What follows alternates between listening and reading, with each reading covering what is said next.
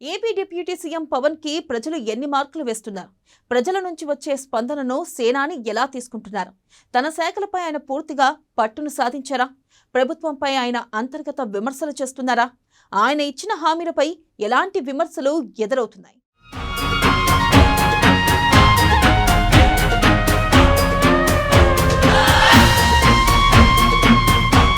గత ఎన్నికల్లో జనసేనకు 100% ఫలితం. కేబినెట్ లో పవన్, మనోహర్, దుర్గేష్ కు కీలక శాఖలు. రోడ్డు, నీటి సమస్యలపై పవన్ ప్రత్యేక ఫోకస్. కొన్ని నిర్ణయాలపై మౌనంగా ఉన్న పవన్ హామీలను ట్రోల్ చేస్తున్న వైసీపీ నేతలు.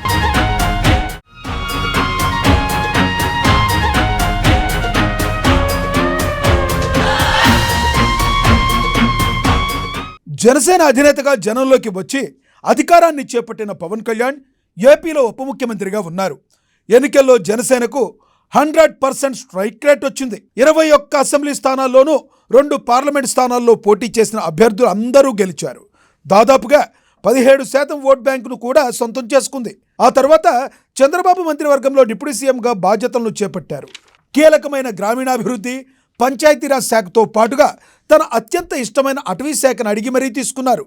తనతో పాటు నాదెండ్ల మనోహర్, కందుల దుర్గేష్కు కేబినెట్లో అవకాశం కల్పించారు.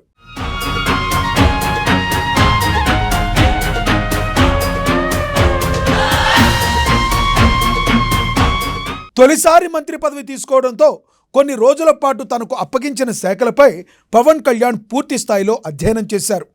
కేరళలో ఉన్న ఏపీకి చెందిన ఐఏఎస్ అధికారి కృష్ణతేజ్ను తన టీంలోకి తెచ్చుకుని గ్రామీణ ప్రాంతాల అభివృద్ధిపై ఫోకస్ పెట్టారు. గ్రామాల్లో రహదారులు, మంచినీటి సమస్యలను ప్రధానంగా తొలగించేందుకు ఒకంత పవన్ కళ్యాణ్ చేసిన ప్రయత్నాలు ఫలించాయని చెప్పాలి. పంచాయతీలకు నిధులు విడుదల చేయడంలో పవన్ కళ్యాణ్ సక్సెస్ అయ్యారు. గిరిజన ప్రాంతాల్లో రహదారులు నిర్మించి అటవీ పుత్రులకు అండగా తాను ఉన్నానన్న భరోసాను పవన్ కళ్యాణ్ ఇవ్వగలిగారు. ఇక ఏనుగుల దాడి నుండి పంటలను రక్షించేందుకు కర్ణాటక నుండి కుంకి ఏనుగులను తెప్పించడంలో ఆయన కీలకంగా వ్యవహరించారు.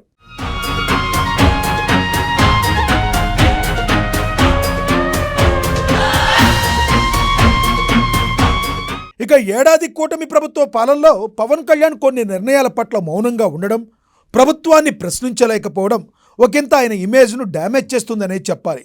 పవన్ కళ్యాణ్ గతంలో ఎన్నడూ అధికారంలో లేకపోవడం, తాను పవర్లోకి వస్తే ఇచ్చిన హామీలను అమలు చేయకపోవడంపై ప్రశ్నించేవారు ఎక్కువయ్యారు. ప్రశ్నించడానికే రాజకీయాల్లోకి వచ్చినట్లు తనను తాను ప్రకటించుకున్న పవన్ కళ్యాణ్ ప్రశ్నల గురించి మానేశారు.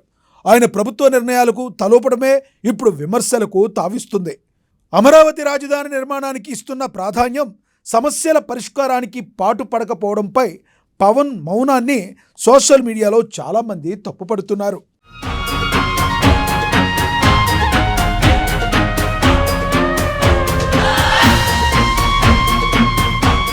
నిజానికి ప్రభుత్వంలో ఉండి బహిరంగంగా విమర్శించడానికి అవకాశం లేదు. అంతర్గత సమావేశాల్లోనే తనకున్న అభ్యంతరాలు తెలియజేయాల్సి ఉంటుంది. చంద్రబాబు కేబినెట్లో డిప్యూటీ సీఎంగా ఉండి బహిరంగంగా విమర్శలు చేస్తే అది ప్రభుత్వానికి చెడ్డ పేరు తెస్తుంది. ఎవరైనా ఇలాగే చేస్తారు. కానీ పవన్ కళ్యాణ్ అంతర్గత సమావేశాల్లోనూ తలూపి రావడం వల్లనే ఈ విమర్శలు ఎక్కువయ్యాయనే ఆరోపణలు వస్తున్నాయి. ఆయన గత ఎన్నికల సందర్భంగా మాట్లాడిన మాటలు, ఇచ్చిన హామీలను ట్రోల్ చేస్తూ వైసీపీ నేతలు పవన్ కళ్యాణ్ వెంటపడుతున్నారు. మొత్తం మీద పవన్ కళ్యాణ్ నిజాయితీగా ఉన్నప్పటికీ, తన శాఖల విషయంలో మంచి పురోగతి సాధించినప్పటికీ ప్రశ్నించడం మానేసి ప్రజల్లో చులకనయ్యారంటున్నారు.